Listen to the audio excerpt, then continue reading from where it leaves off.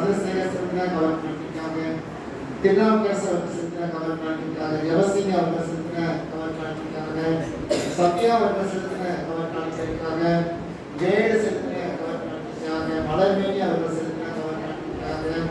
அந்த நெடுத்தமா செலுத்தின கவர் பண்ணிக்கிற இந்த சமூகத்தை நாம் கொடுக்குற ஆண்டவரே எல்லாம் அப்படியே பசுத்த கருத்துல தருகிறோம். நீங்கள் அதை தொட்டு அதை ஆசீர்வதித்து பசுத்தப்படுத்தி சபைக்கு மூலிக்கு கொடுக்கணும் நான் ஜெபிக்கிறேன்.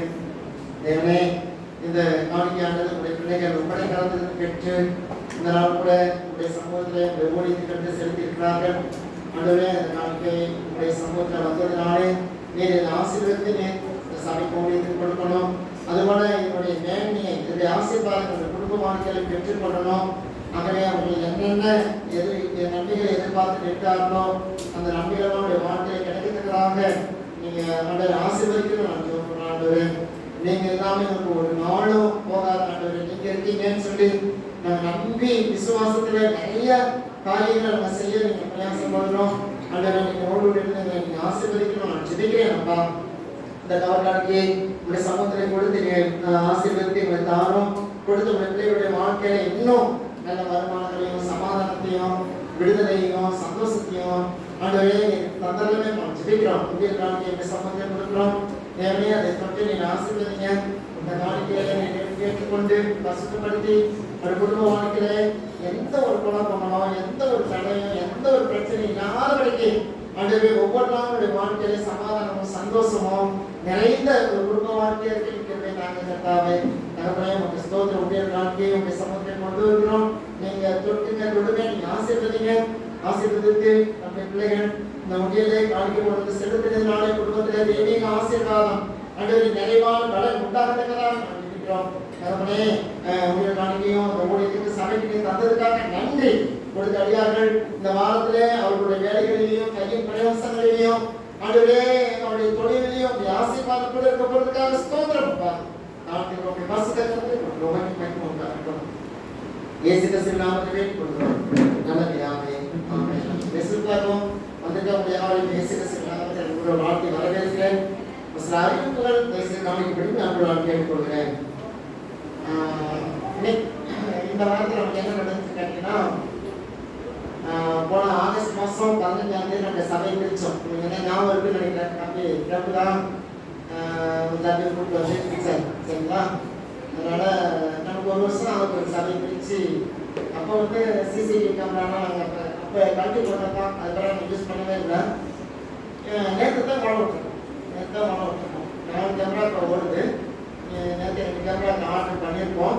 அதனால் இன்றைக்கி அது 6 கேமரா சபையில் ஒர்க்கிங்கில் இருக்கும். சரிங்களா? அதனால் ஒரு வருடமாக அது ஓடாமல் கடைசியில் பண்ண முடியல எங்களால். அதனால் இப்போ அது பண்ணியிருக்கோம். அது மாதிரி மேலே அலாரம் அதுவும் ஒரு 8-9 மாதம் நினைக்கல. அதுவும் அப்படியே இருந்துச்சு. அவனுடைய பெரிய திருமையினாலே கடந்த ஒரு 4 நாளில் அதுவும் அடிக்கிறதுக்கான திருமையை ஆண்டவர் ஏற்படுத்திட்டு 3 நாள் நினைக்கிறேன். நான் துறை நாள் தான் அதை கட்டி அதை உண்டான காரியங்களை நான் சொன்னேன். மணியை கூப்பிட்ட வாப்பான்னு அப்படின்னு கூப்பிட்டான். சரி, அதனால் கடவுளை ஊழியம் செஞ்சாலும் ஆசீர்வாதம். அதுதான் நான் சொல்லிட்டேன். எவ்வளோ வேலை செய்றீங்க, கடவுளுக்காக ஒரு சின்ன ஹெல்ப் பண்ண மாட்டேங்க. வந்தேன் வேறு ஒன்றும் கிடையாது. கடவுளுக்காக செய்யுங்க, எனக்காக நீ செய்ய வேண்டாம். சில வேலைகள் தானே. எனக்கு வயசு இருந்தால் உங்களை யாரையும் நான் கூப்பிட மாட்டேன், சட்டையே பண்ண மாட்டேன். ஆனால் எனக்கு வயசு இல்லாதனால தான் உங்களுடைய தயவை நான் பேர்றேன். நீங்கள் அதை குறிக்க மாட்டீங்க. சரிங்களா? அதனால் அது நீங்கள் அவனுக்கு தெரிஞ்சதுனால அதனால 2 நாள் டிலே ஆயிடுச்சு. சரிங்களா? அதனால் இன்னைக்கு அதுவும் அடிக்கிறதுக்கான கிரிக்கெட் செய்திருக்கலாம். அதனால் எல்லாருமும் அடிக்க ஆரம்பிச்சிச்சு.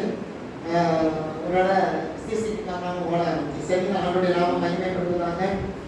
இன்னைக்கு இந்த பசுத்த ஆராதனையில் திருவிழா ஆராதனையாக நடக்கும். உங்களுக்கு தெரியும் இல்லையா? அதனால் திருவிழா மக்களுக்கு நான் கேட்டுக்கொள்கிறேன்.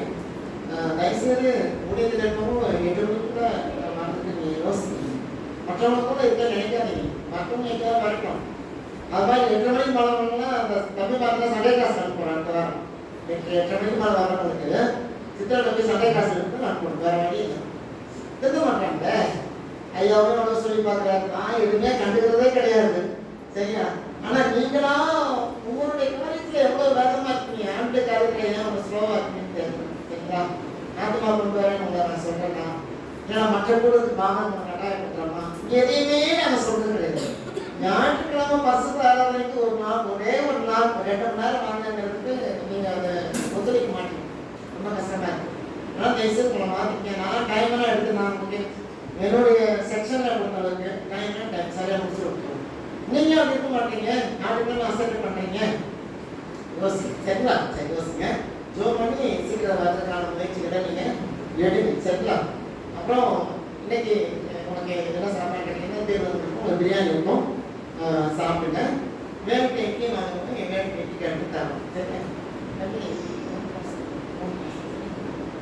அதனால் அவங்களுக்கு அது தருவாங்க, நீங்கள் திருப்தியாக சாப்பிட்டு சந்தோஷமாக வீட்டுக்கு போனேன். நீ சாயங்காலம் அமாவாசை கூட்டம் இருக்குது, அமாவாசை மாலை கூட்டம் சரிங்களா?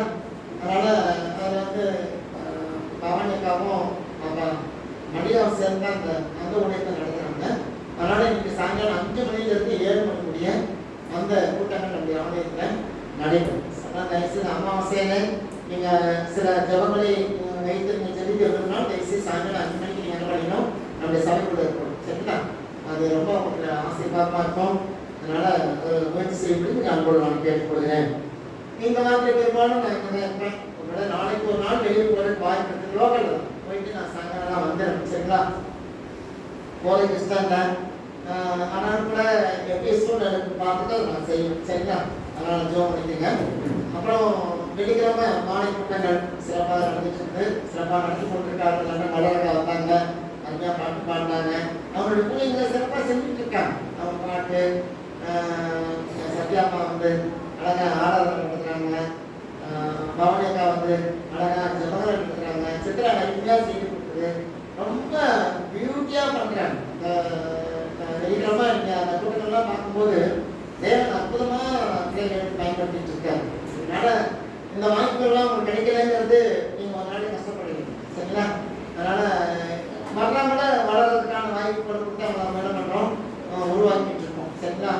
ஆனால் ஆண்களுக்கு உருவாகலேங்கிற வார்த்தை எனக்கு நிறைய இருக்குது. பெண்கள் உருவாகுறாங்க, வளர்க்குறாங்க, ஆண்கள் எல்லாம் அப்படியே சொல்லியா இருக்கு.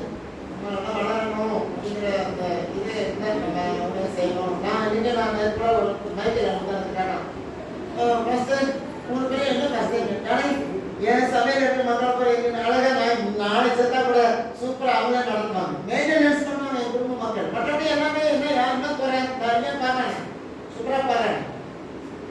நம்ம அவங்கள காரணம் இல்லை, ஆனால் எனக்கு இருக்குது, அதனால் பயன்படுத்துகிறவங்களுக்கு அந்த வாய்ப்புகள் இருக்குது இல்லையா?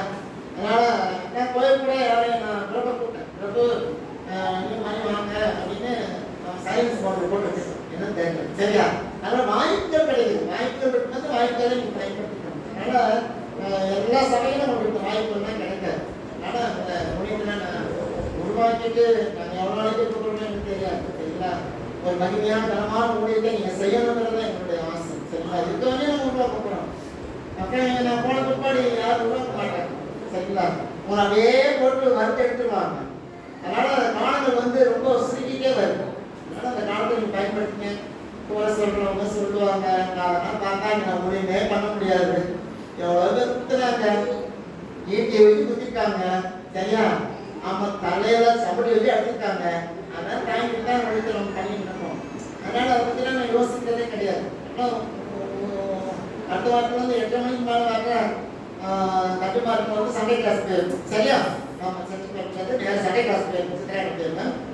அதுக்குள்ளே வரவங்க நீங்கள் ஆராதனை பண்ணணும், எதுக்கு நீங்கள் அடுத்து ஆராதனை சர்வீஸ் இருக்கும், ஆராதனை பண்ணணும் அப்படிங்கிறது தான். நீங்கள் 8 மணிக்கு மேலே வந்து நீங்கள் ஆராதனை சண்டே கிளாஸ் இன்னும் ஒரு வருஷம் கற்றுக்கிட்டு நீங்கள் வந்தீங்கன்னா ரொம்ப நல்லா இருக்கும் சரிங்களா? சரி, இதுதான் வேற ஏதாவது உங்களுக்கு சந்தேகம் இருக்குன்னு நீங்கள் அடுத்த ஞாயிற்றுக்கிழமை 2வது ஞாயிற்றுக்கிழமை யாராவது வரலாம், வராமல் இருக்கலாம் சரிங்களா? அப்புறம் வருகிற வெள்ளி சனி 2 நாள் வந்து நம்ம சர்ச்சுக்கு லில்லி அவங்க வந்து 2 நாள் தங்கியிருப்பாங்க, தங்கியிருந்து சில வேலையை அவங்க செய்வாங்க. ஆனால் ஜோம் பண்ணிக்கணும், அவங்க வந்து நல்லபடியாக போகணும், எனக்கு வேலைகள் அதிகமாக இருக்கும். அதனால் ஜோம் பண்ணிக்கிறோம் நான் கூட நான் கேட்டுக்கொள்கிறேன். வேறு ஏதாவது உங்களுக்கு சந்தேகங்கள் ஏதாவது இருந்தால் நீங்கள் நாளைய பற்றி உடனே எனக்கு கேளுங்க, அதுக்குரிய விளக்கம் பண்ணணும் சரிங்களா? நம்ம வேறு தேவனுடைய வசனத்துக்கு நம்ம போகலாம். நான் இன்னைக்கு எடுக்க போகிறேன்னு கேட்டீங்கன்னா கேரளா மாநிலம் வயநாட்டில் நடந்த கொடூரமான காட்சிகள் தந்தாலேயும் வேற எதுவுமே கிடையாது. வயநாடு வயநாடு வயநாடு வயநாடு. சரிங்களா? நேற்று நைட்டு பார்க்கும்போது பொன் தங்கம் நிறைய அங்கே கொட்டி கிடக்குறாங்க. அந்த பேரழிவில் நிறைய பேர் நம்மளுடைய நகைகளை கூட அவங்க எடுத்து செலுத்தாங்க. சரிங்களா? இப்போ இந்த எடுக்கும்போது இந்த பணிகள் எடுக்காங்க கழுத்துனால எவ்வளோ நகை இருக்காது, எத்தனை பேர் எடுத்துட்டாங்க யோசிப்பாங்க. எப்படியோ போகுது வச்சுக்கோங்களேன், உயிரே போயிடுச்சு, நகை எடுத்ததுக்கு ஒன்றும் கிடையாது. நான் ஏன் சொல்றேன், இப்படிப்பட்ட ஒரு பேரழிவை கேரள மாநிலம் சந்தித்து இருக்கிறது. சரிங்களா? இந்த அழிவு நமக்கு வராதான், நமக்கு வரும். நம்ம ரொம்ப நல்லவங்களா, மலையாளிகள் ரொம்ப நல்லவங்களா? தேவன் கஷ்டப்பாக்க வரா. இப்போ இங்கே மட்டும் நம்மளுக்கு மட்டும் நல்லா சுமந்து கொடுத்துட்டு அவங்க அழிச்சு அப்படி போடுறது நல்லதா நல்லதா? அப்போ நம்மளோட கொடூரமானவரா? நீங்கள் பல விதத்தில் நீங்கள் கேட்கலாம். ஏன் ஆனால் தேவனுக்கு தெரியாம ஒன்றும் நடக்கலை. நல்லா தேவ சித்தத்தாம இந்த காரியம் நடக்கலை. 3 கிராமங்களே அழிஞ்சு போற அளவுக்கு ஒரு கொடூரமான ஒரு காரியம் நடந்தது. சரிங்களா? இப்படி பார்த்தீங்கன்னா வயநாடு வயநாடு வயநாடு ஒரு அழகான தேசம், நல்ல சுற்றுலாஸ்தலம். அப்படிப்பட்ட ஒரு தேசத்துல எனக்கு சுமார் 400 பேருக்கு கிட்டத்தட்ட வந்திருக்குன்னு நினைக்கிறேன். முடிஞ்சு சில சொன்னாங்க வச்சுங்களா.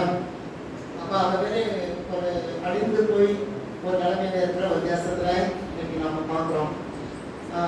இதெல்லாம் நமக்கு ஒரு எச்சரிக்கை. சரிங்களா? சரி, இதுல இருந்து வேதத்துல இது என்ன, இதுல இருந்து நான் ஒரு காரியம் சரி, இதுல இருந்து ஏன் இந்த அழிவு வந்துச்சு, இந்த அழிவு காரணம் என்ன அப்படிங்கிறத பொறுத்து வேதத்துலேயும் அப்படிப்பட்ட ஒரு அழிவு வந்திருக்கு. சரிங்களா? அதை மட்டும் சொல்லிட்டு நான் இன்னும் நம்பிக்கிறோம். சரிங்களா? வேதத்திலே இப்படிப்பட்ட ஒரு அழிவை மோசையினுடைய நாட்களிலே நாம் வேதத்திலே நான் பார்த்தா தெரியும். இது புது இன்னைக்கு இதாவது ஒரு 400 பேர் தான் இழப்பு. ஆனா மோசையுடைய நாட்களில் அழிவு நான் வசந்த சொல்லும்போது அவங்க புரிஞ்சுப்பீங்க. சரிங்களா? அது எவ்வளவு பெரிய கொடூரமான ஒரு அழிவுன்னு சொல்லி நீங்க அதை புரிஞ்சுப்பீங்க. சரிங்களா? அதை நீங்க கவனிச்சீங்கன்னா போதும், வேற ஒன்றும் பண்ண வேணாம். நான் சொல்றதை கவனிச்சீங்கன்னா நீங்க போதும், அது உங்களுக்கு புரியும். சரிங்களா? இதனுடைய விளக்கங்கள் என்ன இருக்கும்? 16வது அதிகாரம் முழுமையாகவே இருக்கிறது. நாங்க ஒரு 4 காரியத்தை மட்டும் சொல்லணும். 4 காரியத்தை மட்டும் சொல்லணும். சரிங்களா? எல்லாம் 16வது அதிகாரம் முழுவதும் அதை குறித்து தான் எழுதப்பட்டிருக்கிறது. நான் எல்லாத்தையும் தனித்தனியா நான் சொல்றதுக்கான எனக்கு விருப்பம் இல்லை. 4 காரியம், முக்கியமான 4 காரியத்தை சொல்லிட்டு நான் ஜோம் பண்ண போறேன். சரிங்களா? நீங்கள் இந்த அழிவுகளை பார்க்கும்போது நமக்கு ஒரு எச்சரிக்கை வரணும், நமக்கு ஒரு பயம் வரணும். நம்ம இன்னும் பயந்தாம ஒரு எச்சரிப்பு இல்லாம நம்ம இருக்கோம்னு சொன்னா அந்த அழிவு நிச்சயமா நமக்கு வரும். நம்ம ஒன்றும் தூரத்துலன்னா கிடையாது. சரிங்களா? அதனால ரொம்ப எச்சரிக்கையோடு கூட நம்ம காலத்தை நம்ம பார்த்துட்டு இருக்கணும். ஒரு நாள் நேரத்தை பார்க்கணும், பார்த்து ஏன்னா 17 நாட்கள் இன்னும் எவ்வளோ மோசமாக இருக்கும். இப்போ உக்ரைனுக்கும் ரஷ்யாவுக்கும் சண்டை நடந்து நடந்துட்டு தான் இருக்குது. இஸ்ரேலுக்கும் பாலத்திற்கும் சண்டை நடந்து இன்னும் நடந்துட்டு தான் இருக்குது. சரிங்களா? எவ்வளோ பிரச்சனை நடந்துட்டு தான் இருக்குது. இப்படிப்பட்ட ஒரு சூழ்நிலை நமக்கு ஏதோ கடவுள் சமாதானத்தை கொடுத்திருக்கார், சந்தோஷத்தை கொடுத்திருக்கார், நிம்மதியை கொடுத்திருக்கார். ஆகவேதான் இன்னைக்கு நம்ம என்ன பண்றோம், ஏதோ வேலை செய்யறோம், ஏதோ நம்முடைய உழைப்பினாலே நம்ம ஏதோ ஊதியம் கிடைச்சி நம்ம சம்பாதிச்சு ஏதோ சாப்பிட்டு நம்முடைய குடும்பத்தை நடத்திக்கிட்டு இருக்கோம், நம்ம சபையை நடத்திட்டு இருக்கோம். ஆனா மேலை நாடுகள் ஒரு சில நாடுகள் அப்படின்னா இல்லை, நம்மளை போல உழைக்க முடியாத ஒரு சூழ்நிலை, சண்டை, யுத்தங்கள், நம்ம வருமானம் சம்பாதிக்கக்கூடிய இருக்கிறத வச்சு எப்படி காலத்தை ஓட்டிட்டு இருக்காங்க. ஆனா நமக்கு தேவன் இப்படிப்பட்ட ஒரு ஆசீர்வாதத்தை கொடுத்துருக்காருன்னா சந்தோஷப்படணும். சரிங்களா? சரி, இப்ப நீங்க பாத்தீங்கன்னா எல்லாருக்கும் நீங்க பாத்தீங்கன்னா 17வது அதிகாரத்தை பாத்தீங்கன்னா 1ஆம் வசனம், லேவி பிறந்த கோகாத்தின் குமாரனாகிய சேயாரின் மகன் கோராகி என்பவன் ரூபன் வம்சத்தில் உள்ள எலியாப்பின் குமாரனாகிய தாத்தானையும் அபிராமையும் பேலேத்தின் குமாரனாகிய ஓனானையும் கூட்டிக் கொண்டான். அங்க ஒரு நிலச்சரிவுன்னு சொல்லல, ஆனா பூகம்பம். நிலச்சரிவு அப்படின்னா மேல இருக்க அந்த மலை சரிஞ்சு கீழே விழுந்து என்ன ஆகுது, கீழெல்லாம் முழுகி போகக்கூடிய விதத்துல அந்த மண் சரிவு ஏற்படுகிறது. இது பூமி தன் வாயை பிளந்து இல்லையா பேர்களை இழுத்து ஒன்றுபட்டதாக நம்ம பேரத்துல வாசிக்கிறோம். இது பூமி அதிர்ச்சியா இருக்கலாம். ஒருவேளை பூமி அதிர்ச்சியில நிறைய பேர் மண்ணுக்குள்ள போயிடறாங்க இல்லையா,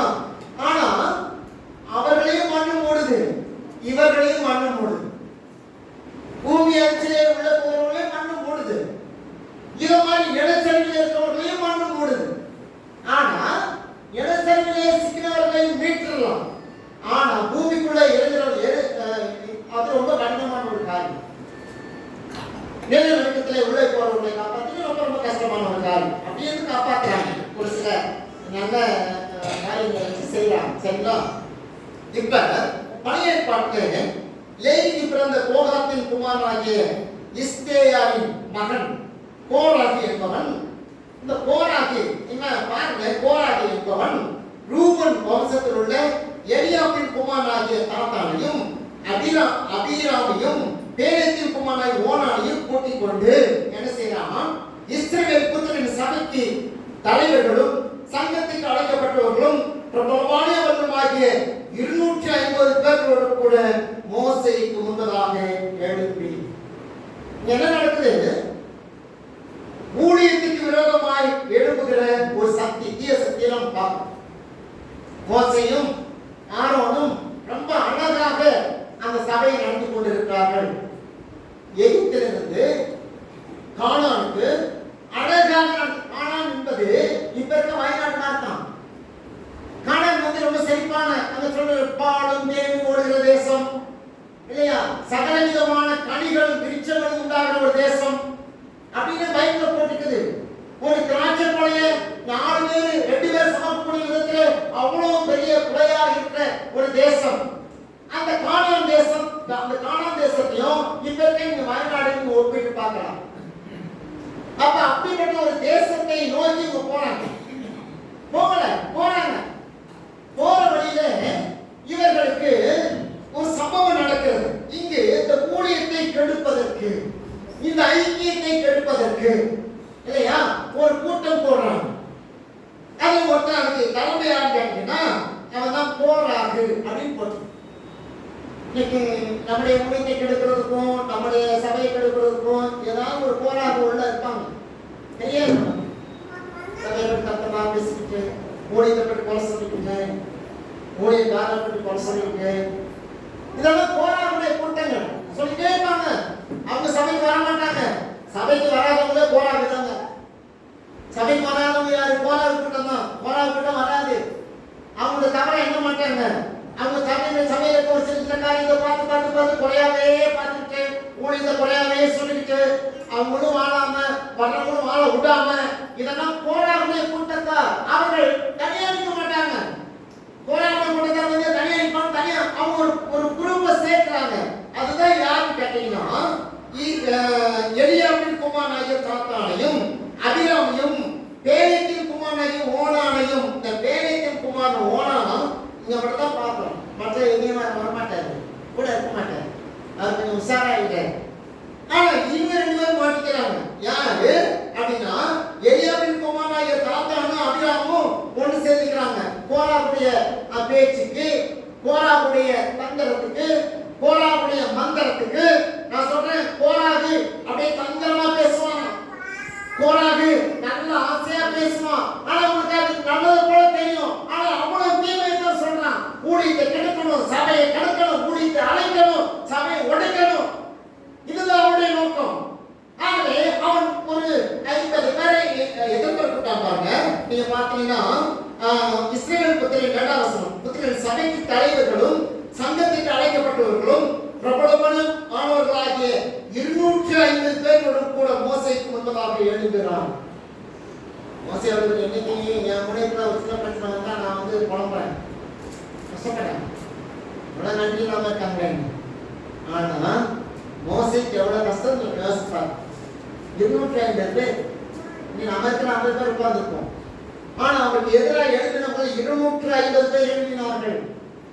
மோசேயுடைய ஊழியத்துக்கு விரோதமாக, உங்களுடைய நல்ல வாழ்க்கைக்கு விரோதமாக சிலர் எழுப்புவாங்க. உங்க நல்ல தொழிலுக்கு விரோதமாக சிலர் எழுப்புவாங்க. உங்களுடைய நல்ல பழக்கவழக்கு விரோதமாக எழுப்புவாங்க. நீங்க நல்லதை செஞ்சிருப்பீங்க. ஆனா ஒரு கூட்டம் உங்களை எழுதி உங்களை கெட்டவன் சொல்லும், உங்களை திருடன் சொல்லும், அயோக்கியன் சொல்லும். ஆனா இதை நீங்க பார்த்து நீங்க என்ன நினைப்பீங்க என்று சொன்னால், ஆனா நீங்க சொன்னவற்றை கேட்க மாட்டான். ஆனா அவன் சொன்னான் அப்படின்னு நம்புவோம். உங்களுடைய உண்மை தன்மையை நீங்க சொன்னாலும் நம்ப மாட்டாங்க. ஆனா அவன் கோராகை போல இருக்கிறவர்கள் எதை சொன்னாலும் அதை நம்புவார்கள். அப்படிப்பட்ட உலகத்துல நம்ம வாழ்ந்துட்டு இருக்கோம். அதனால இதெல்லாம் பார்த்து மோசையும் ஆரோனும் நமக்கு முன்மாதிரிங்க. இதெல்லாம் நீங்க சோர்ந்து போகாதீங்க.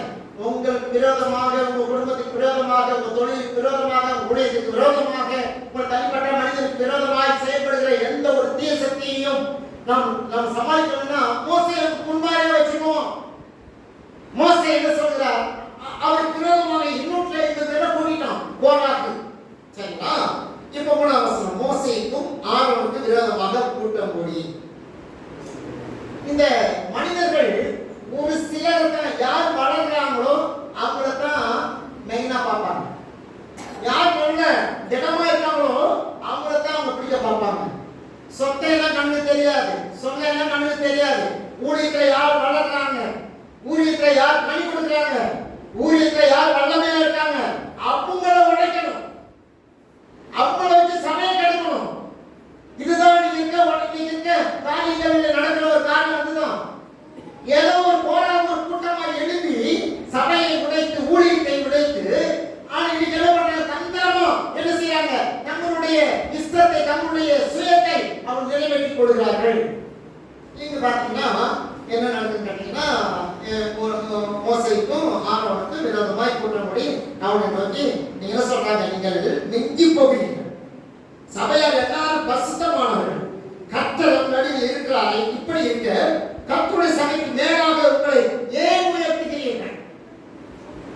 நீங்க கர்த்தருடைய சபைக்கு மேல நீங்க தேவனுடைய சமூகத்தில் எல்லாம் பரிசுத்த நான் சொல்ற ஒரு காரியம் என்னன்னா, சபையார் எல்லாரும் பரிசுத்தமானவர்கள். எப்ப நம்ம எல்லாம் பரிசுத்தமானங்களா அப்படின்னா எல்லாமே யோசிப்போம். நம்ம என்ன பரிசுத்தவானா கொஞ்சம் ஒரு கேள்வி புரியுது. நான் பரிசுத்தமான இல்லை, பரிசுத்தமான தேவன் அழைத்திருக்கார். பரிசுத்தமாக்குவதற்கே தேவன் சபையை வச்சு பரிசுத்தமாக்கிட்டே இருக்கார். ஆனா இவர்கள் என்ன சொல்லுகிறார்கள்? சபையார் எல்லாரும் பரிசுத்தமானவர்கள். இன்னைக்கு எல்லா சபைக்கு போறவங்க எல்லாமே பரிசுத்தமானவங்களா இருக்காங்களா அப்படின்னா இல்ல, குறைவுள்ளவர்களா தான் சபைக்கு போறோம், பாவம் உள்ளவர்களா தான் சபைக்கு போறோம். தேவன் கேட்ட பரிசுத்தம் பண்ண நான் இந்த நாள் அந்த பூமியில இருக்கல, உடனே எடுத்து வர ஆண்டு வேண்டாம் போன பரிசுத்தம் ஆயிட்டோம்னா எனக்கு எங்க வேலை இல்லை, எனக்கு என்ன வேலை இருக்குது. ஆகவே இவர்கள் சொல்லுகிறார்கள், மோசேக்கும் ஆரோனுக்கும் விரோதமாக கூட்டம் கூடி அவர்களை நோக்கி நீங்கள் இமைங்கி போகிறீர்கள், சபையார் எல்லாரும் பரிசுத்தமானவர்கள், கர்த்தர் நடுவில் இருக்கிறாரே, இப்படி இருக்க கர்த்தருடைய சபைக்கு மேலாக உங்களை ஏன் உயர்த்துகிறீர்கள்? சபைக்கு மேல உயர்த்தலாம்னா அப்படிலாம் உயர்த்துறது மாதிரி எனக்கு தெரியல. மோசையா இருக்கட்டும், ஆரோனா இருக்கட்டும், அவங்க தாழ்மையா தான் உதவி செய்யறாங்க, அவங்க உண்மையா தான் உதவி செய்யறாங்க. அவங்க ஒன்றும் ஏற்கனவே அவங்க இசத்தெல்லாம் செய்யற கர்த்தர் கீழ்ப்படி தான் உதவி செய்யறாங்க. ஆனா இவங்களுடைய கோராவுடைய பார்வையில இவங்க அந்த ஸ்தானத்தை பிடிக்கணும். ஏன்னா கோராவு வந்து ஒரு லேவியன், லேவியர்கள்லாம் கர்த்தருடைய ஊழியத்தை செய்யணும் அப்படின்னு கோராவுடைய மனசுல என்னன்னா அந்த ஸ்தானம் எனக்கு வேணும், அந்த இடம் எனக்கு வேணும். விசாரிக்காத நோக்கம் ஏசாயால சொல்றாரு இல்லையா? அவன் என்ன சொன்னான்? நான் தேவனுக்கு சமமாவேன், உன்னதமானவருக்கு ஒப்பாவேன். ஆண்டவர் வந்து பிசாசு வந்து லூசிபர் அவனை ஒரு நல்ல தூதனாக தேவன் வைத்திருந்தார், மிகவும் கனமான ஒரு தூதனாக தேவன் வைத்திருந்தார். ஆனா அவன் என்ன சொல்கிறான்? நான் தேவனுக்கு சமமாவே, உன்னதமானவருக்கு ஒப்பாவே, அவருக்கு மேல போகணும். கோராவுடைய கூட்டத்துக்கு என்ன ஆசை கேட்டீங்கன்னா, அந்த மோசேயும் ஆரோனும் இருக்கிற அந்த ஸ்தானத்துல நான் இருக்கணும்னு சொல்லிதான் அவங்களுக்கு விருப்பம். நான் இருக்கணும், அந்த ஸ்தானத்தை நான் பிடிக்கணும், மோசே இருக்கக்கூடாது. நிறைய பேருக்கு அதான் ஆசை, அவர் இருக்கக்கூடாது, அவர் இருந்தா ரொம்ப மிஞ்சி மிஞ்சி போவாங்க, அதனால அவர் இருக்கக்கூடாது. அப்படி இந்த ஒரு ஒரு கட்டுப்பாடு படி 250 பேரை சேர்த்தாங்க. சாதாரண போறாங்க 250 பேரை சேர்க்கிற அளவுக்கு நமக்கு அந்த பவர் இருப்பாருங்கள. நாம ஒரு ஆத்மா சேர்க்கறதுக்கு அப்படியே கண்டுபிடி பிதுக்குது. ஏங்க ஒரு ஆத்மா கிடைக்க மாட்டேங்குது. ஆனா ஒரு ஊரா போய் உட்கார்ந்து கலகம் பண்றதுக்கு நேரம் கிடைக்குது, சமயம் கிடைக்குது, எல்லாம் கிடைக்குது.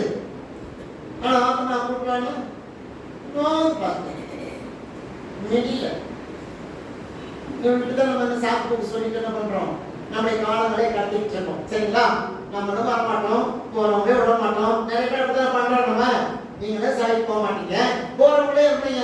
அடுத்த வாரம் போகலாம், நீ ஏன் போற அவ்வளவுதான் விட்டு. நம்மளும் போக மாட்டோம், போறவங்களே விட மாட்டோம் இல்லையா? ஆனா கடைசியில எல்லா குறையும் அவர் தான் காரணம், அந்த அம்மா தான் காரணம் அப்படின்னு அவங்கள பழிப்போம். இப்படி இவர்கள் கர்த்தருடைய சபையை என்ன செய்யறாங்க, பிரிக்கிறாங்க, உடைக்கிறாங்க. சபையை முடித்து உடைக்கிறாங்க. ஏன் பக்கத்துல இப்ப என்ன பிரிச்சாங்கன்னா இப்படிதான் நிறைய சபைகள் உடைவதற்கு காரணமா இருக்குது. நிறைய சபையில போராட்டம் உட்கார்ந்து இருப்பான். அவனுடைய எண்ணம், அவனுடைய பார்வை, அவனுடைய நோக்கம் எப்படியாவது சபையை உடைக்கணும், எப்படியாவது ஒரு பக்கம் கொஞ்சம் இழுக்கணும். அதுதான் போராடுடைய கூட்டம்.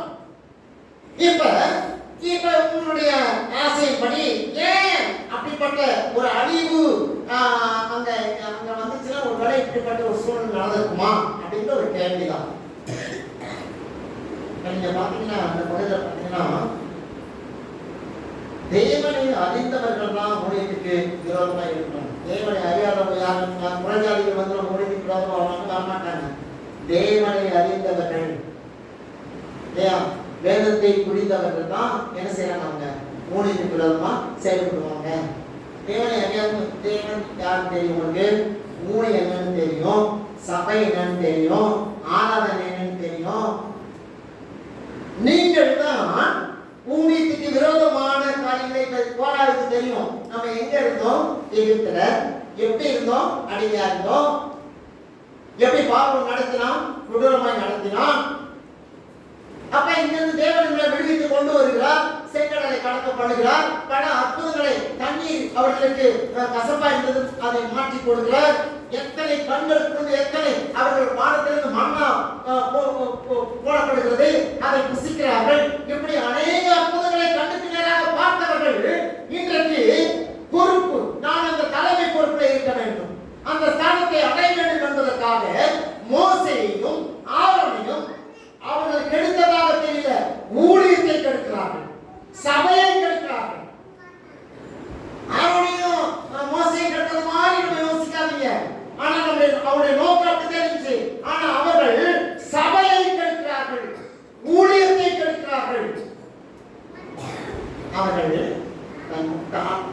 தேவனை அறிந்தவர்கள் தான் தேவனுடைய ஊழியத்துக்கு விரோதமாய் விரும்புகிறவர்களாய் இருக்கிறார்கள். நீங்க கொஞ்சம் யோசிச்சு பாருங்க, ஏன் அப்படி இருக்குன்னு கேட்டீங்கன்னா, நீங்க 15ஆவது அதிகாரத்தை பாருங்களேன். இந்த கோபம் வர்றதுக்கு காரணமே என்னன்னு கேட்டீங்கன்னா, ஏன்னா இப்போ 15ஆவது அதிகாரம் ஸ்டார்ட் ஆகும். 15ஆவது அதிகாரம் இப்போ வாசி கேட்போம். 32 36 வசனம் முடிய வாசி கேட்போம். இஸ்ரவேல் புத்திரர் வனாந்தரத்தில் இருக்கையில் ஓய்வு நாளில் விறகுகளை பொறுக்கிக் கொண்டிருந்த ஒரு மனிதனை கண்டுபிடித்தார்கள். விறகுகளை பொறுக்கின அந்த மனிதனை கண்டுபிடித்தவர்கள் அவனை மோசே, ஆரோன் என்பவர்களுக்கு சபையார் அனைவரிடத்திற்கும் கொண்டு வந்தார்கள். அவனுக்கு செய்ய வேண்டியது இன்னதென்று தீர்க்கமான உத்தரவு இல்லாதபடியினால் அவனை காவலில் வைத்தார்கள். கர்த்தர் மோசேயை நோக்கி, அந்த மனிதன் நிச்சயமாய் கொலை செய்யப்பட வேண்டும், சபையார் எல்லாரும் அவனை பாளையத்திற்கு புறம்பே கல்லறிய கடவர்கள் என்றார். அப்பொழுது சபையார் எல்லாரும் கர்த்தர் மோசேக்கு கட்டளையிட்டபடியே அவனை பாளையத்திற்கு புறம்பே கொண்டு போய் கல்லறித்தார்கள். அவன் செத்தான். என்ன நடக்குதுன்னு கேட்டீங்கன்னா, நீங்க படிக்கும் போது நீங்க கவனிச்சே தெரியல. இஸ்ரவேல்ல ஒரு மனுஷன் என்ன பண்ண, ஓய்வு நாள்ல வந்து அவன் செஞ்ச தவறு என்னன்னு கேட்டீங்கன்னா, ஓய்வு நாட்களா, ஓய்வு நாள்ல நம்ம எங்கேயும் போகக்கூடாது, வீட்டில் தான் இருக்கணும் இல்லையா? சுய விருப்பத்தின்படி, சுய எண்ணத்தின்படி எங்கேயும் இஷ்டத்துக்கு பேசிங்க, இஷ்டத்துக்கு சாப்பிட்டு அப்படின்னா இருக்கக்கூடாது. பழைய பாட்டு அப்படிதான் இருக்கு. அப்ப ஓய்வு நாள் தெரிஞ்சிருந்து அதுல ஒரு மனுஷன் என்ன பண்றாங்கன்னா, இப்ப இஸ்ரவேல் புத்திரர் வனாந்தரத்தில் இருக்கையில் ஓய்வு நாளில் விறகுகளை பொறுக்கிக் கொண்டிருந்த ஒரு மனிதனை கண்டுபிடித்தார்கள். அவன் செஞ்ச தப்பண்ணுங்க, விறகு பொறுக்கிறாங்க, விறகு பொறுக்கிறான். கண்டுபிடிச்சிட்டு என்ன செய்யறாங்க, 33 விறகுகளை பொறுக்கிற அந்த மனிதனை கண்டுபிடித்தார்கள். அவனை மோசே, ஆரோன் என்பிடத்தில் சபையார் அவனிடத்திற்கு கொண்டு வந்தார்கள். இப்ப என்ன நடக்குது, அவன் என்ன இடத்துல கொண்டு வராங்க. இவன் என்ன பண்ணிட்டான்? விறகு பொறுக்கணும். ஏங்க ஞாயிற்றுக்கிழமை விறகு, அந்த காலத்துல பழைய பாட்டில் ஓய்வு நாள் வந்து சனிக்கிழமை. நீங்க சபைக்கே வர்றதில்லை, சபைய அற்பமா நினைக்கிறது, சபைய ஒரு ஏதோ ஒரு ஸ்கூல் மாதிரி அப்படியே கேம்பஸ் டியூஷன் மாதிரி நினைச்சுக்கிறீங்க. ஆனா இங்க ஒரு நாள் அவன் விறகு பருப்பு போனாங்க, விறகு பருப்பு கொண்டு வந்து சபைக்கு முன்னால நிக்க வைக்கிறாங்க. மோசேட்ட வந்து கேட்கிறாங்க. மோசே சொல்வாரு, அவனுக்கு செய்ய வேண்டியது என்னவென்று தீர்க்கமான உத்தரவு இல்லாதபடியால் அவனை காவலில், சரியான உத்தரவு இல்லை, அதனால அவனை காவலில் வச்சுட்டாங்க, ஜெயில போட்டாங்க. என்ன தவறு பண்ணாரு? விறகு பொறுத்தாருங்க. யார் பேசி யார் பொருளை எடுக்கல, யார்கிட்டையும் சண்டை போடல இல்லையா, யார்கிட்டையும் வந்து இடத்துல அவங்களை வச்சுக்கல, விறகு பொறுப்பினாரு. அவர் பிடிச்சு போய் மோசையில கொண்டு, மோசையினுடைய காலத்துல அதுக்குரிய பரிகாரனால ஜெயில போட்டாங்க. சரிங்களா? இப்ப பாருங்க, கர்த்தர் மோசையை நோக்கி, அந்த மனுஷன் நிச்சயமாய் கொலை செய்ய வேண்டும், சபையார் எல்லாரும் அவனை பானைக்கு புறம்பே கல்லறை கடவுள். மோசே சொல்லிட்டாரு. கஷ்டமான ஒரு அனுபவம் இல்லைன்னு சொல்லணும். விறகு பொருட்களுக்காக அவனை மோசே சொல்றாரு, இவனை பானைக்கு புறம்ப கொண்டு போயிட்டு எல்லாம் கண்டறிங்க, அவன் சாவணும்னு சொல்லிடுறேன். உடனே அதற்கு விசுவாச சபையார் என்ன செய்யுங்க? 36 வருஷம். அப்பொழுது சபையார் எல்லாரும் கர்த்தர் மோசேக்கு கட்டளையிட்டபடியே அவனை பாளையத்துக்கு புறம்பே கொண்டு போய் கண்டறிந்தார்கள். செத்துட்டாங்க. என்ன தப்பு பண்ண? இது ஒரு தப்பா? இது ஒரு குற்றமா? உங்களுக்கு எனக்கு ஒரு குற்றமா தெரியல, ஆனா தேவனுடைய பார்வையில் அது விளையாடப்பட்ட பயங்கரமான குற்றமா தேவன் பார்க்கிறார். தேவன் தான் சொன்னாரு, அவனை கொண்டு போய் கல்லறைக்கு கொண்டுங்க. வேறு ஓய்வு நாளை கடைப்பிடிக்காம ஓய்வு நாளை ஊரை சுத்திக்கிட்டு ஓய்வு நாளை செய்ய வேண்டியதை செஞ்சுட்டு இருக்க அவனை நீங்க கல்லறிங்க. இந்த சட்டம் நீங்க இருந்தா நான் என்ன ஆகணும்? நானே இருக்க மாட்டேன். எப்படி நான் செத்துருக்கேன்? சபைக்கு அவ்வளவு ஒரு பலனை கொடுத்து இருக்கிறார் தேவன். பழைய ஏற்பாட்டு சபைக்கு அவ்வளவு ஒரு ஆளுமையை கொடுத்திருந்தார். நீ சபையை ஆளுமை இல்லை, அதிகாரம் இல்லை, பயம் இல்லை. அவர்கள் சபையை அற்பமா எண்ணுகிறவர்கள், சபையை உதாசீனப்படுத்துகிறவர்கள், விறகு பொறுக்கிறதுக்காக அவனை பாளையத்துக்கு புறமே கொண்டு போய் சபையார் அவனுடைய கையிலே கற்களை எடுத்துக்கொண்டு அவனை அடித்து கொன்று போட்டார். இதை கோராக்கு பார்க்கணும். நமக்கு நாளைக்கு இந்த நிலைமை தான் வரும். நம்மளே கல்லெறிஞ்சு கொண்டுடுவாங்களே. அப்ப இவனுடைய காரியம் சரியில்லை, உங்களுடைய வார்த்தை சரியில்லை, உங்களுடைய நீதி சரியில்லை, உங்களுடைய நியாயம் சரியில்லை. தேவன் சொன்னதான் மோசே செய்யறாரு. தேவன் சொல்லாததை மோசே செய்யல. தேவன் சொன்னது எதுவோ அதை மோசே தெளிவா செய்யறாரு. ஆனா இவங்க பிடிக்கிறவங்க கோபம் வந்துச்சு, உடனே என்ன செஞ்சுறாங்க? கோராக்கு ஒரு கூட்டத்தை ஏற்படுத்துறாங்க. சுயமாக ஒரு கூட்டத்தை ஏற்படுத்தி அவருக்கு இறந்த விவரம் கூட்டிக் கொண்டு இப்ப மோசைக்கு விரோதமாக கேட்கிறார்கள். இப்ப பூனைக்காரன் தேவனுடைய வார்த்தையை கேட்கணுமா, கோராவுடைய வார்த்தையை கேட்கணும்? நிறைய பேர் எனக்கு அப்படி நிர்பந்தம் நிறைய வந்துட்டு, நீ தேவனுடைய வார்த்தையை கேட்காது, என் வார்த்தையை கேட்க அப்படியே கேட்க முடியாது. தேவனுடைய வார்த்தையை நம்ம கேட்கணும். தேவன் நமக்கு என்ன செய்கிறார் என்பதை அறிந்து கொண்டு புரிந்து கொண்டுதான் நம்ம என்ன பண்ணணும்? நம்ம வாழணும். சும்மா இஷ்டத்துக்கு மனுஷத்துலாம் பயங்கரம் மூளை செஞ்சா நம்முடைய வாழ்க்கையை மூலியம் அர்த்தம் இல்லாமல் போயிடும். நம்ம யாருக்கு மூலிகை செய்யறோம்? யாருக்கு பயப்படணும்? இங்க போராக என்ன பண்ணிட்டான்? உடனே வந்தா, வெளியே வந்தான், அப்படியா நீ என் பேச்ச கேட்க மாட்டியா? உன் இஷ்டத்துக்கு செய்யறியா? அப்ப நான் என்ன பண்றப்பா? சபையை உடைக்கிறப்பா, ஊழியத்தை கெடுக்கிறப்பா. உடனே எனக்கு வரவர் கூட்டினான், அவங்க எல்லாம் ஒன்று சேர்ந்தாங்க. மோசேக்கு விரோதமாக, ஆரோனுக்கு விரோதமாக இப்ப கூக்குரலிட ஆரம்பிக்கிறாங்க. ஒன்று நமக்குள்ள என்னன்னு தெரியுமா? பொறாமை. நமக்குள்ள பொறாமை, நம்முடைய வளர்ச்சியும் நம்முடைய உண்மையும் சில இப்படிக்கெல்லாம் நம்ம பொறாமை வந்துடும். பொறாமை, உன்னை வளரக்கூடாது, உன்னை செய்யக்கூடாது. நீங்க உன்னை செய்யணும் தரிசனத்தோடு காத்திருப்பீங்க. ஆனா ஒருத்தவங்க சொல்லுவாங்க, இன்னும் ஊழியம் செய்ய ஆய்க்கல, இன்னும் ஊழியம் செய்யாத, உனக்கு வயசு இல்லை, உனக்கு அனுபவம் இல்லை. இந்த சபையில ஊழியம் செய்யற அருமையான தாய்மார்கள் அனுபவம் நான் பார்த்தேன். ஆனா கர்த்தர் நல்ல அனுபவங்களை கொடுத்திருக்கிறார், நல்ல தாளங்களை கொடுத்திருக்கிறார். நம்ம நினைச்சுக்கிறோம், எனக்கு தான் இருக்குது, எனக்கு தான் ஆய்வு, எனக்கு தான் ஆய்வு புத்தி, எனக்கு தான் வல்லம, எனக்கு தான் ஆய்வு ஊத்துது. இல்ல, உனக்கு ஆய்வு ஊத்தல. இயேசு தன்னை தாழ்த்துகிறவர்களே அவர் இருக்கிறார். ஆகவே இது ஒண்ணு அவர்களுக்குள்ள போடாம இருந்தது. இரண்டாவதாக மேட்டிமை. நான் படிச்சிருக்கேன், நான் அழகா இருக்கேன், என்ன மாதிரி இங்கிலீஷ் பேச முடியாது. மேட்டிமை. நீ நிறைய பேர் இங்கிலீஷ் பாஸ்டர்லாம் ரொம்ப மேட்டிமை. இங்கிலீஷ் தெரியாத ஆட்கள் இந்த மாதிரி புத்தாது அப்படியே வேலைக்கு பார்க்க வேண்டியதுதான். மேட்டிமை. நீ நிறைய பேருக்கு மேட்டிமை, ஊழியத்துல மேட்டிமை. போராளுக்கு மேட்டிமை வந்துச்சு, ஃபர்ஸ்ட் போராட்டம் வந்துச்சு, அதனால ரெண்டு பேரும் சேர்த்துட்டான். அப்புறம் மேட்டிமை வந்துச்சு. மூணாவதாக நீங்க பாத்தீங்கன்னா பிரிவினை. அவங்க பிரிவினை சக்தி வந்துச்சு. எப்படியாவது உடைக்கணும், சபையை உடைக்கணும், ஊழியத்தை கெடுக்கணும், பிரிக்கணும், என் கூட 10 பேர் வரணும், பாஸ்டர்களை கெஞ்சணும் அப்படின்னு நினைக்கிறீங்களா? நீங்க ஒரு போராட்டம் அப்படி நினைச்சீங்கன்னா நீங்க ஒரு போராட்டம். தேவனுடைய பிள்ளைய நீங்க தேவனுடைய பிள்ளைகள்னா அப்படியே சபையில சில பிரச்சனை தான், அதை வந்து சரி பண்ணி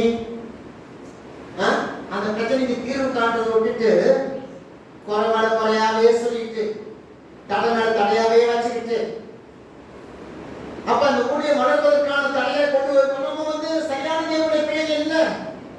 இன்னைக்கு உனக்கு என்ன பிரிவினையை கொண்டு வந்தான், பிரிவினையை கொண்டு வந்து மோசையோடு கூட இருந்த தேவ பிள்ளைகளை நீ தன் பக்கமா இழுத்துக்கிட்டான். போராடி தன்னுடைய பக்கமா 250 பேர் தன் பக்கமா இழுத்து தனக்கு ஒரு ஊழியத்தை ஸ்டார்ட் பண்ணிட்டான். எதனால நான் ஊழியம் செய்யக்கூடாதா? அந்த பிரச்சனைகள் வருதுப்பா. நீங்க வாசித்தீங்கன்னா, நீங்க அந்த பக்கத்துல நீங்க வாசித்தீங்கன்னா தெரியும், அந்த பிரச்சனைகள் வருது. ஆகவே அந்த நீங்க ஃபர்ஸ்ட் வந்து தேவனை அறிந்தவர்கள் தான் ஊழியத்துக்கு விரோதமா செயல்படுறாங்க, சரிங்களா?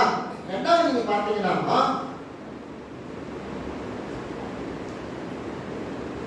இந்த 16 வருஷத்தை பாருங்க. இதற்காக நீயும் உன் கூட்டத்தார் அனைவரும் கர்த்தருக்கு விரோதமாக கூட்டம் கூடுகிறீர்கள், ஆரோனுக்கு விரோதமாகவும் நீங்கள் பொறுப்பெடுக்கிறதுக்கு அவன் எம்மாத்திரம் என்றான்.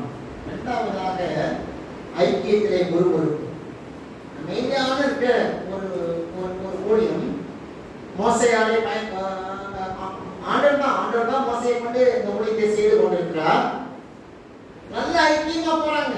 மோசை எங்க சொல்லுகிறாரோ உட்கார்னா உட்கார்றாங்க, போனா போறாங்க, சாப்பிடனா சாப்பிடுறாங்க. அப்படித்தான் இந்த ஊழியத்தை மோசை நடத்தி கொண்டு போகிறார். ஆனா இப்ப அந்த ஐக்கியத்திலே ஒரு முறுமுறுப்பு இருக்கிறது. ஒரு சமாதான ஒரு வாழ்க்கையை விரும்பாம ஏதாவது ஒரு கிடைப்பு வருது, ஏதாவது பிரச்சனை பண்றது. அது ரெண்டு இருக்குங்களா போதுங்களா? எங்க சுத்தி நடக்குங்க? அது ரெண்டு கூட்டு தண்ணி இந்த மாதிரி சுத்தி கிடந்தா என்னத்தை பண்றது?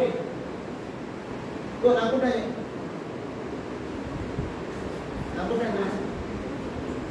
நவுன் அடிக்குதுங்க.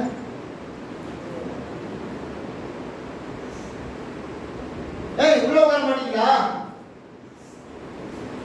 ஜானே செல்போன காலையில போட்டு இவ்வளவு உட்காரு. ஒரு காமனா உட்கார மாட்டீங்களா நீங்க? சர்மி போடுவா உட்காரு, அமைதியா உட்காரு. கவனி, சரிங்களா? இது உங்களுக்கான நேரம். சரி, இன்னைக்கு இப்ப இதற்காக நீயும் ஒரு கூட்டத்தார் அனைவரும் கர்த்தருக்கு விரோதமாக கூட்டம் கூடினீர்கள், ஆரோனுக்கு விரோதமாக நீங்கள் முறுமுறுக்கிறதுக்கு ஏமாற்றம். இப்ப வந்து ஒரு முறுமுறுப்பு உண்டாயிடுச்சு. எங்க இவருடைய சபையில உங்களுடைய ஐக்கியத்துல முறுமுறுப்பு. அவங்க முறுமுறுக்கிற காரியத்தை பற்றி நிறைய பேர் அப்படிதான் முறுமுறுக்கிறது. அவங்களுடைய காரியங்கள் நடக்கலைன்னா ஏதாவது முறுமுறுத்து மற்றவங்களையே குறை சொல்லிட்டு இருக்கிறது. நீங்க ஒரு முறுமுறுக்கிற ஒரு தேவப்பிள்ளையா இந்த சபையில உட்கார்ந்துருக்கீங்களா? யோசித்து பாருங்க. தேவன் செஞ்ச அற்புதங்களையும் அடையாளங்களையும் நன்மையை மறந்து முன்மொழிட்டே இருக்கீங்க. தேவன் செய்த ஏராளமான நன்மைகளை நீங்கள் மறந்து முன்மொழிட்டு இருந்தீங்கன்னா இந்த வாழ்க்கையில அடுத்த ஆசீர்வாதத்தை நீங்க பெறவே முடியாது. அதனால தேவ சமூகங்கிறது நமக்கு பயம். ஒரு விறகு வெட்டின விறகு தேடின மனுஷனை கண்டறிந்து பண்ணாங்க பழைய ஏற்பாட்டுல. புதிய ஏற்பாடு அப்படி நம்ம சபையை அசட்டை பண்றோம், சபையை உதாசீனப்படுத்துறோம், சபையுடைய நேரத்தை நம்ம வீணடிக்கிறோம், சபையில உள்ள உட்கார்ந்து செல்போனை நோண்டின்னு என்ன பண்றோம்? சுத்தாசெல்லாம் பாக்குறீங்க சபையில உட்கார்ந்து. ஆனா தேவன் எவ்வளவு நம்மளை கவனிச்சுட்டு இருக்காரு சொல்லுங்க. இப்ப நான் கேமரா இதுதான் போட்டு வச்சிருக்கேன். அங்க ஒரு கேமரா இருக்கா, இங்க ஒரு கேமரா மாட்டிடும்.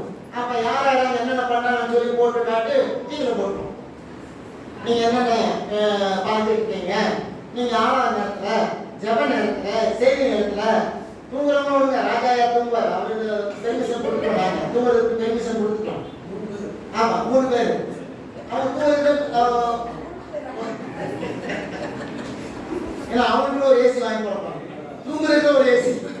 ஆமா அழகா ஜில்லுன்னு காத்தடிக்கும், அவங்க அப்படியே மல்லாக்கப்படுத்தும் மட்டும். சரியா? சரி, அதான் அவங்க ஒரு கிருப்பை எல்லாத்துக்கும் வராது பாருங்க. அதனால இங்க பாத்தீங்கன்னா இங்க ஒரு முறுமுறுக்கிற ஒரு சூழ்நிலையில தான் அவங்க ஊழியம் செஞ்சுட்டு இருக்காங்க. ஆனா உங்களுடைய ஊழியம் எப்படி?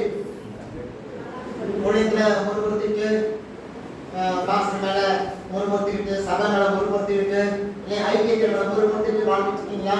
இந்த கோராவின் கூட்டம் மோசேக்கும் ஆரோனுக்கும் விரோதமாக முறுமுறுக்கிறவங்களா இருந்தாங்க. ஏன் இந்த பேரழிவு? அதுக்காக நான் சொல்றேன். முறுமுறுக்கிற ஒரு மக்களா இருந்தார்கள். சரிங்களா?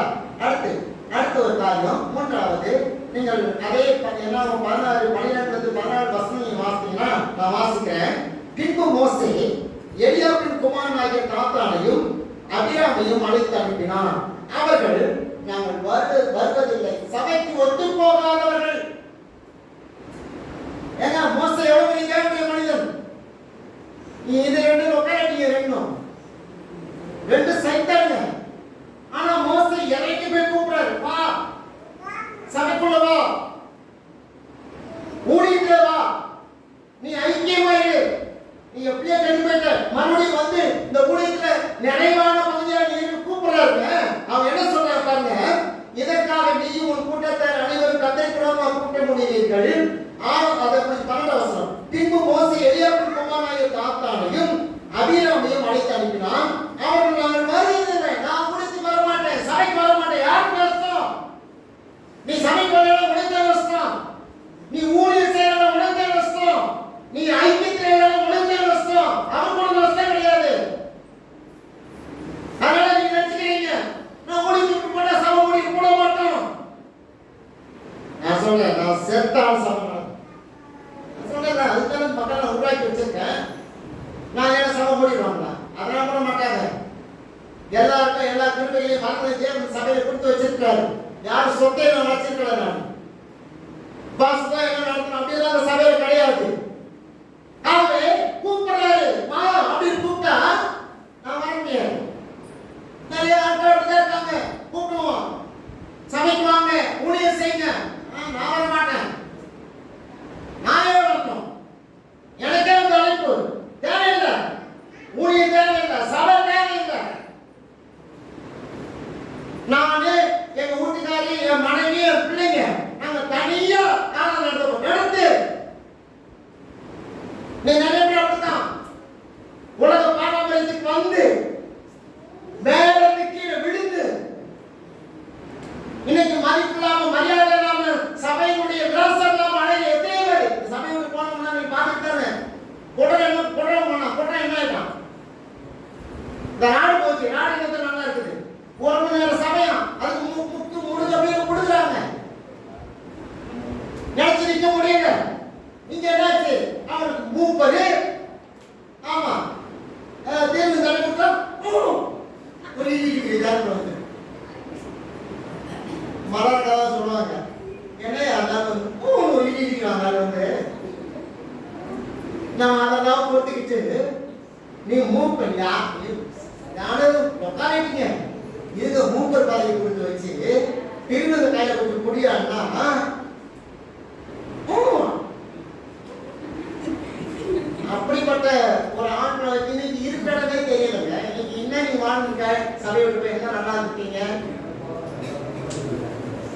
ஒரு மாட்டுக்கு மதிப்பு கூட அவன் கிடையாது.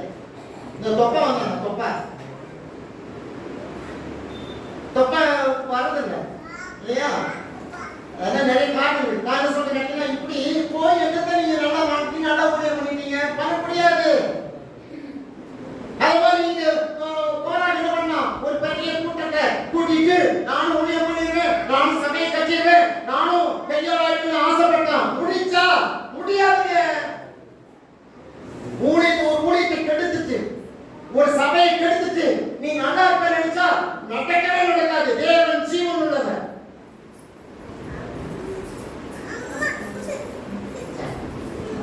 என்ன நடக்கும் கேட்டீங்கன்னா,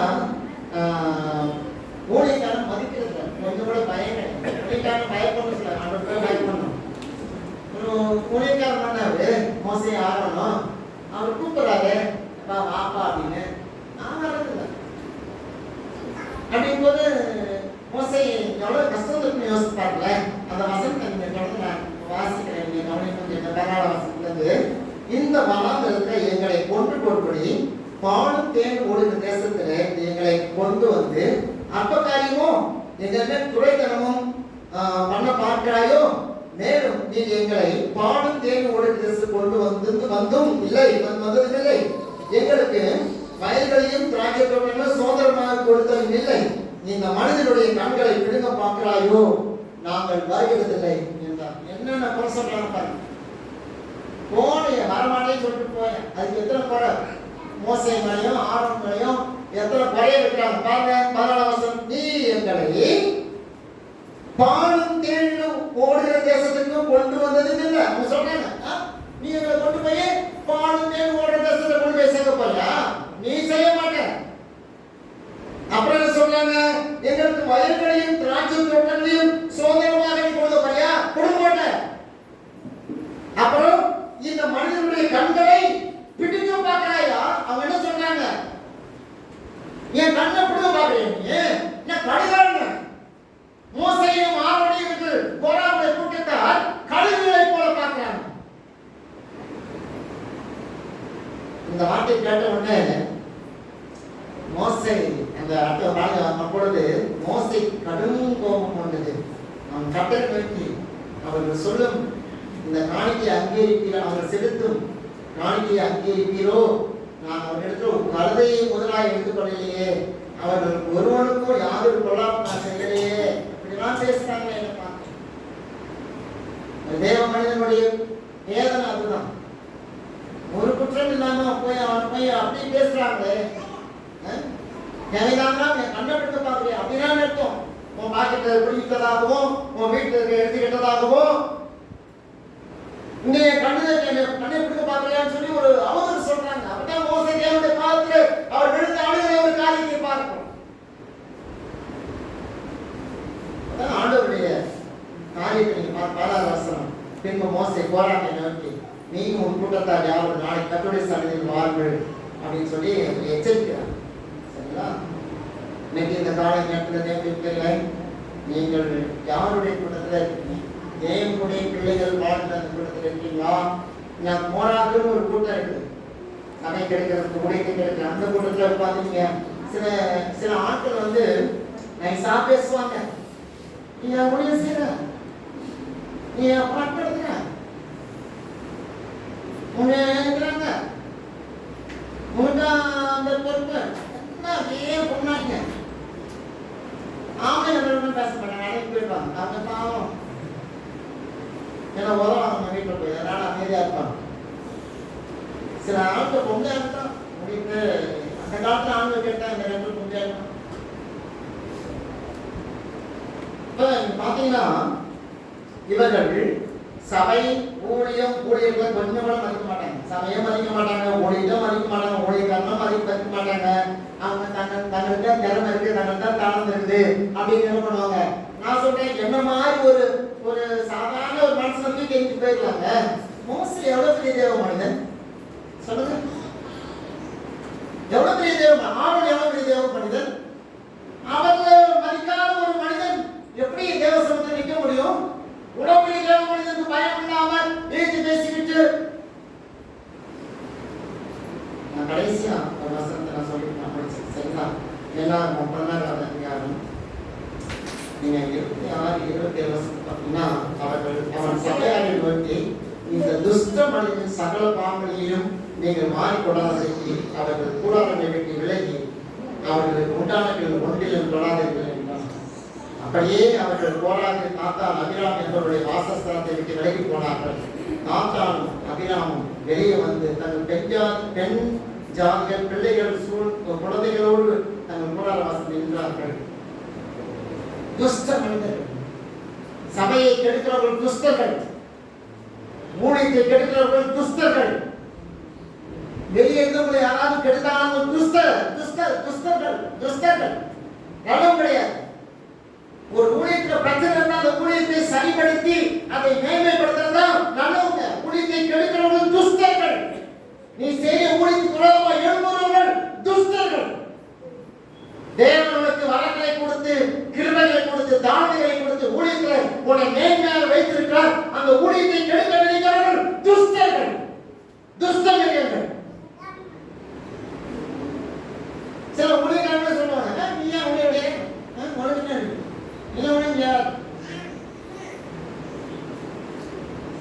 தகுதியில்லாதவர்கள்.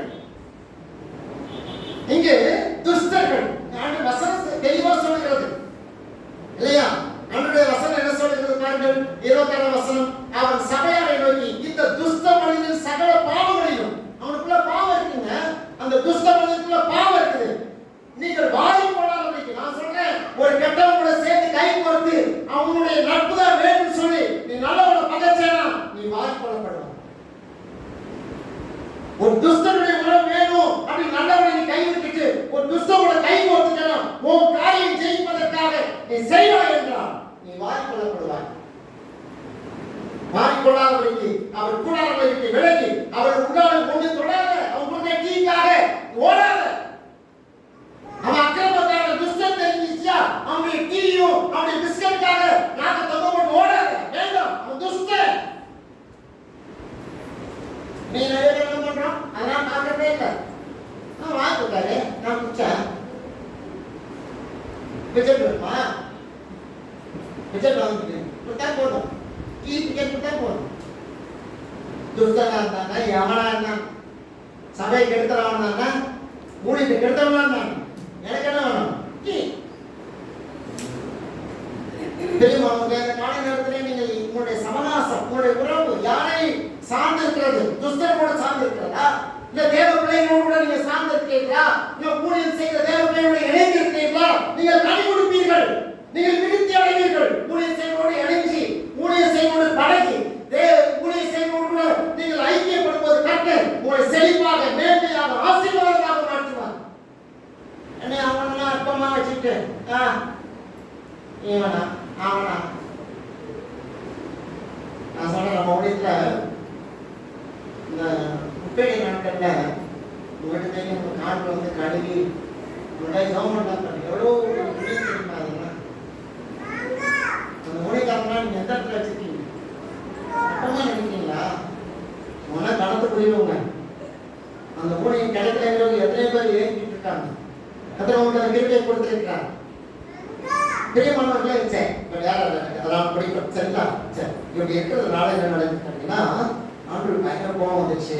உடனே என்ன பண்ண தெரியுமா? நீங்க 32, 33 பாருங்க. பூமி அவன் சொல்லி இந்த மாதிரி அவன் என்ன பண்ற 30 அவசரம். கர்த்தர் ஒரு புதிய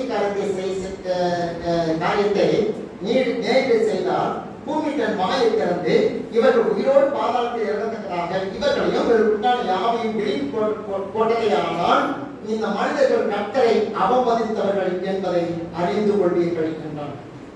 கர்த்தரை அவமதித்தவர்கள். நீங்க கர்த்தரை அவமதிக்கிறீங்களா? உண்மையான தேவ மனிதனை அவமதிச்சிட்டீங்களா? நீங்க கர்த்தரை அவமதிச்சதான ஆண்டவர் அவமதிக்கிற மோசையும் ஆரோனையும் அவமதித்தார்கள். அதைத்தான் சொல்றாரு. நீங்க கர்த்தரை எப்படி அவமதிக்கிறீங்கன்னா, உண்மையாய் நேசிக்கிற தேவ மனிதனை உதாசீனப்படுத்தி, அவமானப்படுத்தி, அசிங்கப்படுத்தி காட்ட விரும்புகிறீங்கன்னா நீங்கள் ஆண்டவரை, அவன் ஆராதிக்கிற ஆண்டவரை அவமானப்படுத்திக் கொண்டிருக்கிறீர்கள். அப்ப என்ன நடக்குது? இந்த காரியத்தை சொல்லி முடிச்சு அவமதித்தீர்கள் என்று அறிந்து கொண்டீர்கள் என்றான். 30 அவன் இந்த வார்த்தைகளை எல்லாம் சொல்லி முடித்த உடனே அவர்கள் நின்றிருந்த நிலம் பிளந்தது. வயநாட்டில் நடந்த அர்த்தம் பிளந்தது. பூமி தன் வாயை திறந்து அவர்களையும் அவர் வீடுகளையும் கோராவுக்குரிய எல்லா மனிதர்களையும் அவர்களுக்கு உண்டான சகல பொருட்களையும் விடுங்கி போட்டது. அவர்கள் தங்களுக்கு உண்டான எல்லாவற்றோடும் உயிரோடு பாதாளத்தில் இறங்கினார்கள். பூமி அவர்களை மூடிக்கொண்டது. இப்படி சபையின் நடுவில் இருந்து அழித்து போனார்கள். வயநாட்டு மக்கள் என்ன செஞ்சாங்க எனக்கு தெரியாது. இஸ்ரவேல் ஜனங்கள் செய்த குற்றங்கள் இங்கே எழுதப்பட்டிருக்கிறது. ஒரு மனிதன் ஓய்வு நாளில் இறகு ஒழிக்கிறான் என்பதற்காக தேவன் எவ்வளவு கோபப்பட்டு அவனை கல்லறைக்குள்ள கொன்றார்கள். இன்னைக்கு நம்ம சபை எங்க வச்சிருக்கோம்? தலைக்கு மேல வச்சிருக்கோமா, காலி கீழே வச்சிருக்கோமா? யோசிப்பாங்க. உங்க சபை தேவன் உலாவுற சபை, நீங்க எங்க உங்க சபை எங்க வச்சிருக்கீங்க சொல்லுங்க. நிறைய பேர் தலைக்கு மேல வச்சிருக்கீங்க சொல்லல. ஆனா ஒரு சிலர் உங்க பாதத்தை கீழே வச்சிருக்கீங்க உங்க சபையை. தேவன் விரும்புறாங்க நினைக்கிறீங்களா? இல்ல, உங்க கோபமா இருக்காரு. விறகு பொருட்களை கல்லறி கொள்ள வச்சு பார்த்தாரு. இன்னைக்கு தேவனை அவமதித்தார்கள் என்று சொல்லும் பொழுது பூமி தன் வாயை பிளந்து உயிரோடு விடுவி போட்ட ஒரு காரியத்தை பார்க்கிறோம். அது கோபம் வராதா? வரும். தேவன் பொறி நீடிய பொறுமையுள்ளவராக இருக்கிறார். என்ன நடந்து தெரியுமா? நான் சொல்லி முடிச்சேன். சரி பாருங்க, 35 வருஷம் அக்கினி கர்த்தருடைய சன்னிதியில் புறப்பட்டு தூபம் காட்டின 250 பேரை பட்சித்து போட்டது. அப்புறம் என்ன, இந்த குடும்பங்கள்லாம் உள்ள போயிடுச்சா? அப்புறம் இந்த ஓசி 250 பேர் சேர்த்தா பாருங்க. அந்த 250 பேர் தூவம் போடுறாங்க. நாங்க ஊழியக்காரங்க, நாங்க ஊழியம் செய்யறோம், எங்க சபை தான் வளமுள்ள சபை, எங்க சபையில தான் ஆடி ஓடுது அப்படின்னு சொல்லிட்டு அவங்க கையில இருந்த தூபப்படுத்த பிடிச்சிருந்தாங்க பாருங்க. 250 பேரையும் அக்கினி பட்சித்து போட்டது. அப்புறம் பாருங்க 47 வருஷம் மோசே சொன்னபடி ஆரோனை எடுத்துக்கொண்டு சபை நடுவில் ஓடினான். ஜனங்களுக்குள்ளே வாதை தொடங்கி இருந்தது. அவன் தூபவர்க்கம் போட்டி ஜனங்களுக்காக பாவ நிறுத்தி செய்து செத்தவர்களுக்கு உயிரோடு இருப்பவர்களுக்கு நடுவே நின்றான். அப்பொழுது வாதை நிறுத்தப்பட்டது. கோராகின் காரியத்தின் நிமித்தம் செத்தவர்கள் தவிர அந்த வாதையினால் செத்து போனவர்கள் எத்தனை பேர்? 14,700 பேர். கணக்கு 14,700. அப்புறம் ஒரு 250. அப்புறம் ஒரு 4 குடும்பம் உள்ள அப்படியே போய் இன்னைக்கு வயநாட்டில் அவ்வளவு ஒரு 400 பேர் தான் அப்படிதான் கணக்கு வந்துட்டு. ஆனா கோராவுடைய நாட்களிலே தேவன் அவர்களை பூமி பிளந்து மாறின ஒரு காரியத்தை பார்க்கிறோம். இன்னொன்று அக்கினி பட்சித்த ஒரு காரியத்தை பார்க்கிறோம். பிரியமானவர்களே, இந்த நாளிலே நாம் உணர்வோடு ஜாக்கிரதையோடு சபைக்கு விரோதமாக ஊழியத்துக்கு விரோதமாக நாம் எந்த ஒரு காரியத்திலும் தலையிலிருந்து தேவன் அனுமதிக்க மாட்டார். ஐக்கியத்தை கெடுக்காதீங்க, துணிஞ்சு ஊழியம் செய்யுங்க. பிடிக்கலையா? ஸ்தோத்திரத்துக்கு அமைங்க. ஆனால் உங்களுக்கு ஒரு கூட்டத்தை சேர்த்துக்கிட்டு, உங்களுக்கு ஒரு குரூப்பை சேர்த்துக்கிட்டு ஊழியத்துக்கு விரோதமாக சபைக்கு விரோதமாக யாரும் இருக்க வேண்டாம். யாரும் நாளைக்கு இருக்க போறதில்லை. இருக்க நாட்கள் கொஞ்ச நாட்கள். இந்த கொஞ்ச நாட்களுக்குள்ளாக எல்லாமே உலகத்திலே கொஞ்ச நாள் தான் இருக்க போறோம்.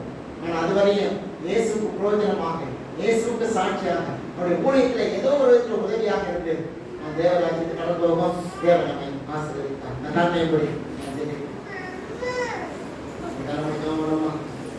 வயநாடு நமக்கு ஒரு பெரிய எச்சரிக்கை தருகிறது. இன்றைக்கு வேதத்திலே போனாம் பிற்பட்டார் எப்படி ஊழியத்துக்கு விரோதமாக சபைக்கு விரோதமாக எழுதி நின்று சபையை உடைத்து ஊழியத்தை பிரித்து சுயமாய் அவர்கள் தங்களுடைய காரியத்தை செய்தார்களோ, தேவனுடைய கோபத்துக்கு உள்ளானார்களோ, அதனுடைய நாமம் அப்படிப்பட்ட கோபத்தின் சாபத்துக்கு உட்படாதபடி தேவனுடைய கோபம் என்னுடைய குடும்பத்தின் மேல் வராதபடிக்கு இதுவே மனிதர்களுடைய சத்தியாசத்துக்கு ஒப்பு கொடுத்து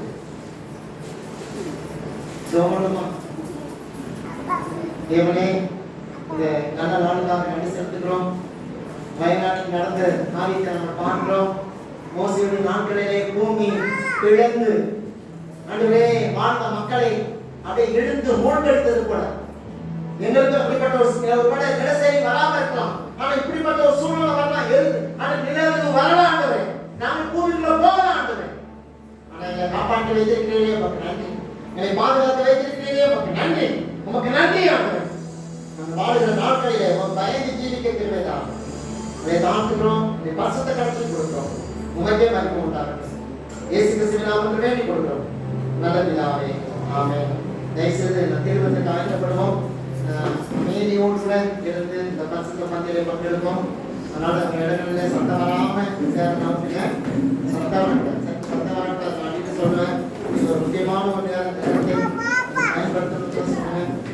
தேவன் நமது பிற்பாடு மத்தியில் தேவர்களை கடைசி ஜெபத்தை பண்ணி தயவுசெய்து எல்லாம் தேவனுக்கு நம்ம அழைக்கப்படுவோம். சத்தம் இல்லாமல் சேர நமக்கு உதவி செய்யறதுக்கு பெண்கள் பக்கத்தில் ஐஸ்வர்யாவும் ஆண்கள் பக்கத்தில் வேலை இருக்காங்க. அவங்களுக்கு உதவி செய்யலாம். எதனால அவங்க கேட்கலாம். அவர்கள் உங்களுக்கு வேண்டிய உதவிகளை செய்வாங்க.